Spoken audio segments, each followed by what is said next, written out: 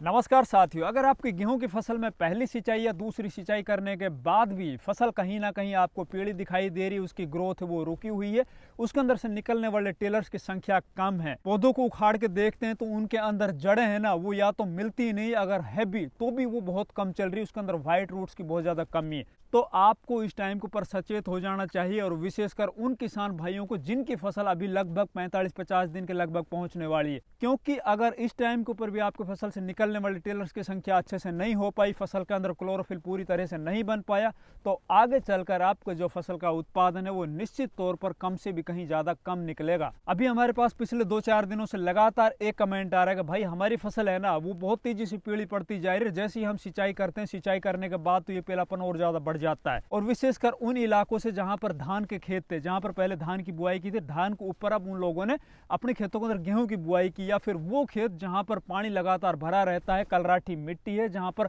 Colour वाली जमीन है, उनके अंदर तो ये समस्या बहुत तेजी से बढ़ती जा रही है। तो भैया आप निश्चिंत रहिए, मैं आप लोगों को बताऊंगा आज इस वीडियो के माध्यम से कुछ ऐसे तरीके, कुछ ऐसे फॉर्मूले जिनको अगर आप अपने खेतों के अंदर अप्लाई करते हो तो मात्र 3 से 4 दिन के बाद आपकी फसल बिल्कुल हरी लस ग्रीन हो जाएगी। तो नमस्कार, मैं इंद्रपाल यादव और आप देख रहे हैं देश का सबसे विश्वसनीय फार्मिंग यूट्यूब चैनल देश की जान हमारे किसान। अगर अभी तक इस चैनल को सब्सक्राइब नहीं किया तो प्लीज चैनल सब्सक्राइब कर लीजिए, साथ ही वीडियो को लाइक और दूसरे किसान भाइयों तक शेयर करना बिल्कुल मत भूलिए। तो चलिए सबसे पहले अपन जानते हैं जो हमारे गेहूं के खेतों के अंदर इस टाइम के ऊपर पीलापन आ रहा है, या फिर उनके अंदर जो ग्रोथ रुकी हुई, उनके टेलर्स की संख्या नहीं बढ़ रही, उसके पीछे का कारण क्या है। तो भैया देखिए, फसल की ग्रोथ रुकना और उसके अंदर पीलापन आना, इसके पीछे 3-4 कारण होते हैं। उनके अंदर सबसे बड़ा कारण होता है आपके खेत के अंदर पोषक तत्वों की कमी। अगर आपने अपने फसल के अंदर यूरिया, डीएपी, पोटास जैसे जो प्राइमरी न्यूट्रिएंट होते हैं ना, जो मुख्य पोषक तत्व हैं, वो तो आपने डाल दी, चाहे आपने बेसल डोज के अंदर डाले हों बुआई के टाइम पर या फिर पहली सिंचाई के अंदर डाले हों,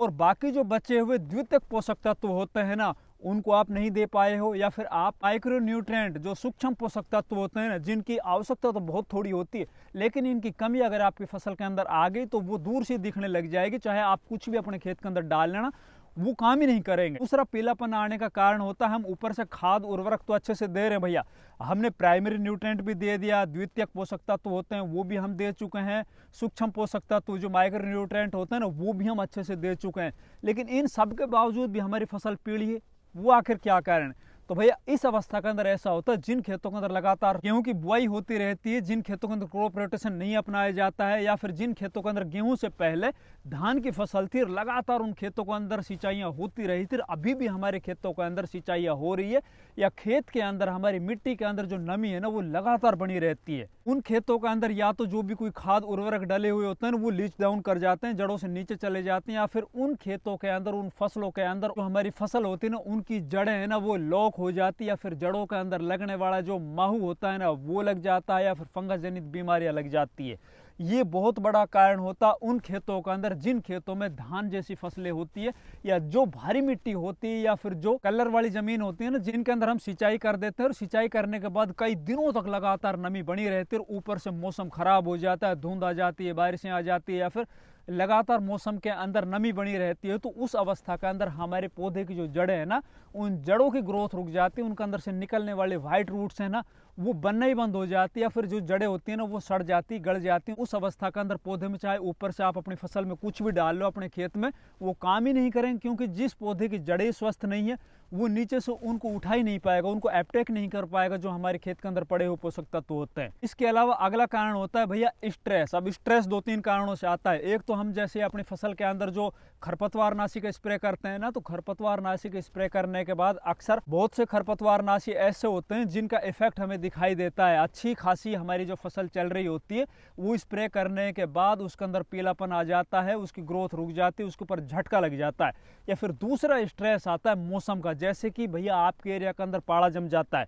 या लगातार जो धुंध लगी रहती है, धूप निकलती नहीं है, पौधा है वो अच्छे से भोजन नहीं बना पाता है। ये तो हुए कुछ कारण। अब इनका मैं समाधान बताता हूँ, आखिर इन सभी समस्याओं का समाधान क्या है। तो भैया देखिए, सबसे पहले तो आपको ये सुनिश्चित कर लेना है कि जब हमने अपने गेहूं की बुआई की थी उस टाइम के ऊपर कौन कौन से खाद उर्वरक डाले थे। अगर उस टाइम के ऊपर हम फॉस्फोरस पूरी मात्रा में दे चुके हैं, बहुत अच्छी बात है। हम पोटास पूरी मात्रा में दे चुके हैं, बहुत अच्छी बात है। हमने शुरुआत में बुआई के टाइम पर नाइट्रोजन की भी कुछ मात्रा 1 तिहाई हिस्सा हम उस टाइम पर दिया था जब हमने गेहूं की बुआई की थी। बहुत अच्छी बात, पहली सिंचाई जब हमने की थी, बाकी बची हुई जो यूरिया की मात्रा थी वो हम दे चुके हैं, लेकिन फिर भी इसके बावजूद हमारी फसल पीली है। तो वो आखिर क्यों है? तो भाई देखिए, खाली यूरिया देने से आपकी फसल के अंदर क्लोरोफिल नहीं बन पाएगा, आपकी फसल अच्छे से नहीं चल पाएगी। अगर आपकी मिट्टी के अंदर जिंक की डेफिशिएंसी होगी तो आपको जिंक भी देनी होगी। अगर आपके खेत के अंदर मैग्नीशियम सल्फेट की डेफिशिएंसी होगी तो मैग्नीशियम सल्फेट भी देना होगा। मैग्नीशियम सल्फेट की डेफिशिएंसी है तो वो भी देना होगा। फेरस सल्फेट जो लौह तत्व होता है ना, उसकी कमी है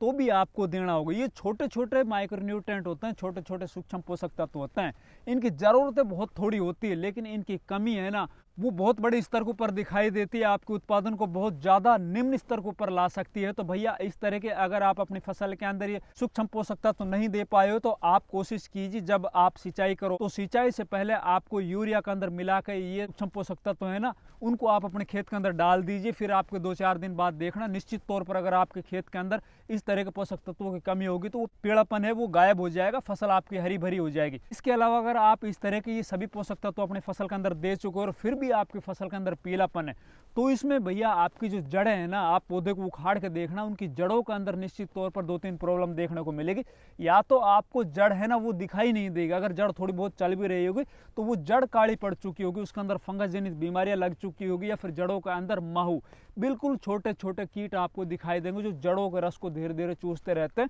जिससे जड़ें हैं ना वो अपना विकास नहीं कर पाती। उसके अंदर से निकलने वाले छोटे छोटे जो व्हाइट रूट्स होते हैं ना, वो चल ही नहीं पाते हैं, बन ही नहीं पाते हैं। तो इस अवस्था के अंदर आपको क्या करना है, जब आप ये दूसरी सिंचाई कर रहे हो, दूसरी सिंचाई के साथ आप जो यूरिया डाल रहे हो, जो आपकी तीसरी यूरिया की डोज है, एक तो आपने शुरुआती चरण बुआई के टाइम पे दी थी, दूसरा आपने जब पहली सिंचाई की थी उस टाइम पर दी थी, और जो बची हुई यूरिया की मात्रा है ना वो आपको दूसरी सिंचाई के ऊपर जरूर दे देनी है, जो आपको लगभग 40 और 50 दिन के बीच में जब आप दूसरी सिंचाई कर रहे हो उस टाइम के ऊपर। तो इसी यूरिया के अंदर आपको एक तो लेना है भैया कॉन्फीडोर के नाम से जो आता है ना 200 ml पर एकड़ के हिसाब से, जिसके अंदर इमिडाक्लोरोपिड आता है, या फिर आप लगभग आधा लीटर क्लोरोपाइरिफॉस 50% वाला भी ले सकते हो, या फिर आप दानेदार के अंदर कार्टाप हाइड्रोक्लोराइड आता है ना, तो वो 3 से 4 किलो पर एकड़ के हिसाब से ये भी आप ले सकते हो। इनको आपको यूरिया में मिला लेना है। साथ ही हो सके तो आप इसके अंदर लगभग 3 किलो पर एकड़ के हिसाब से 80% वाली जो सल्फर आती है उसको भी जरूर मिला लीजिए। अगर आप सल्फर पहले दे चुके हो तो इस टाइम के ऊपर अगर आपके खेत बहुत ज़्यादा लगातार नमी से लबरेज रहते हैं ना, उसके अंदर लगातार सिंचाइयाँ अपन ने पहले की थी धान के टाइम पर, या फिर अभी भी हम जब सिंचाई करते हैं तो लंबे टाइम तक हमारे खेत हैं वो गीले बने रहते हैं, तो उस अवस्था के अंदर आपको आधा किलो थाइफेनेट मिथाइल रोको के नाम से आता है ना, उसको आप मिला लीजिए। या तो आपको 80% वाली सल्फर मिलानी, या फिर आपको थाइफेनेट मिथाइल वो मिला लेनी, और इसी यूरिया के अंदर आपको ये इंसेक्टिसाइड और ये फंजीसाइड मिला के अपने खेत के अंदर बुरक के पहले और फिर ऊपर से सिंचाई करनी है। अब सिंचाई करने के बाद अगर हमारी फसल के अंदर जड़ संबंधित कोई बीमारी होगी ना, चाहे वो जड़ माहू हो, या फिर जड़ों के अंदर लगने वाले फंगस हो, या फिर बहुत से जो कलराठी मिट्टी होते हैं ना, जो कलर वाले खेत होते हैं जिनके अंदर पानी भरने के बाद ऊपर से जमीन है ना बिल्कुल एक तरह से लॉक हो जाती है, उसके रोम छिद्र बंद हो जाते हैं, जड़ों के अंदर वायु संचरण हो ही नहीं पाता है, तो जो हमने सल्फर डाली ना उसकी मदद से भैया उन खेतों के अंदर खेत की जो ऊपरी सतह है ना, मिट्टी की जो ऊपरी सतह होती है ना, वो थोड़ी मुलायम हो जाएगी, उसके अंदर पानी को सोखने की क्षमता थोड़ी ज़्यादा बढ़ जाएगी, और जड़ें है ना वो थोड़ा खुल के विकास करने लग जाएगी। इसके अलावा ये सब काम करने के बाद फिर इसके अंदर हमें करनी है एक स्प्रे। अब स्प्रे के अंदर आपको क्या लेना है,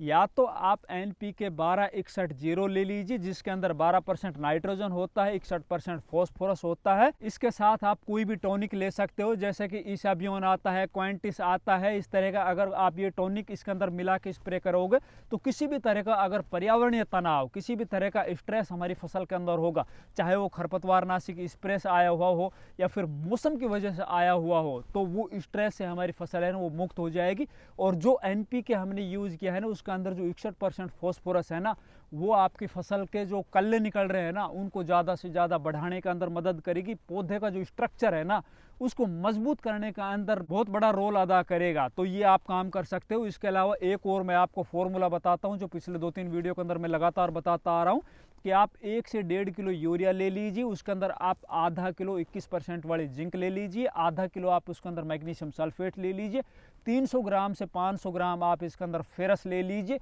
इन सभी को आप लगभग 120 लीटर से और 150 लीटर पानी के अंदर मिला के अपनी खड़ी फसल के ऊपर स्प्रे कर दीजिए। निश्चित तौर पर आपकी फसल के अंदर अगर किसी भी तरह के माइक्रो न्यूट्रिएंट की डेफिशिएंसी होगी जो आप नीचे से नहीं दे पाए हो ना, तो ऊपर से जब हम ये स्प्रे करेंगे तो हमारी फसल पत्तों के माध्यम से इन सूक्ष्म पोषक तत्वों को ग्रहण कर लेगी। चूंकि इस टाइम के ऊपर जब सर्दियां होती हैं ना, तो सर्दियों के अंदर फसल की जो जड़ें हैं ना वो थोड़े निष्क्रिय हो जाते हैं। नीचे पड़े हुए जो पोषक तत्व होते हैं या जो हम खाद डाल रहे होते हैं ना, उनको वो बहुत धीरे धीरे एपटेक करती है। बल्कि ऊपर से जो हम फोलियर स्प्रे करते हैं ना, तो उसके माध्यम से हमारे जो फसल के पत्ते होते हैं ना, जैसे गेहूं के पत्ते होते हैं, तो वो उनको अच्छे से एपटेक करते हैं। तो भैया ये काम अभी आप जरूर अपनी फसल के अंदर कर लीजिए। निश्चित तौर पर आपकी फसल के अंदर आया हुआ पीलापन, उसकी कम बढ़वार या उसके अंदर से निकलने वाले कम टिलर्स की संख्या से आपको मुक्ति मिल जाएगी और आपकी फसल एकदम शानदार ग्रोथ करेगी, एकदम लस ग्रीन हो जाएगी। अगर हमारी वीडियो अच्छी लगे वीडियो को लाइक कीजिए, ज़्यादा से ज़्यादा वीडियो को दूसरे किसान भाइयों तक शेयर कीजिए। चैनल सब्सक्राइब नहीं किया तो प्लीज़ चैनल भी सब्सक्राइब कीजिए। धन्यवाद।